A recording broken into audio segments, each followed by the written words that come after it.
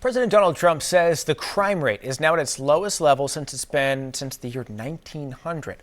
Well, our partners at PolitiFact looked through the data to check out this claim and some related ones. PolitiFact chief correspondent Lou Jacobson joining us now. So, Lou, the president's kind of been celebrating what he's been describing, at least, as a major crime reduction, touting that stat, kind of multiple iterations of it, similar statements over the last few days, saying basically we're at the lowest levels of crime in 125 years. I know you guys dug into this.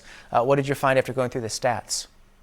Yeah, so first thing, President Trump has usually said the crime rate is at a record low, but the White House was citing a report from a think tank that talked about the murder rate being at a record low. That's a specific category of the overall crime rate, which also includes various types of violent crimes as well as property crimes. Now, I was just listening a few minutes ago, and in a Black History Month celebration at the White House, he did actually say the murder rate this time. So maybe he's changing his terminology.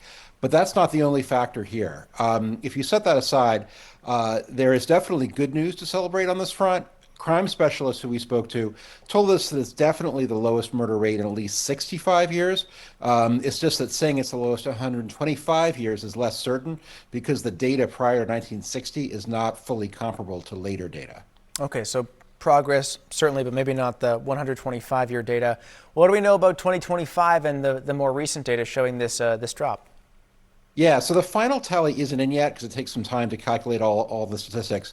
But based on what we do know so far, the general consensus that I've picked up is that the 2025 murder rate will probably end up at about 4.2 to 4.4 murders per 100,000 people, which is the standard metric.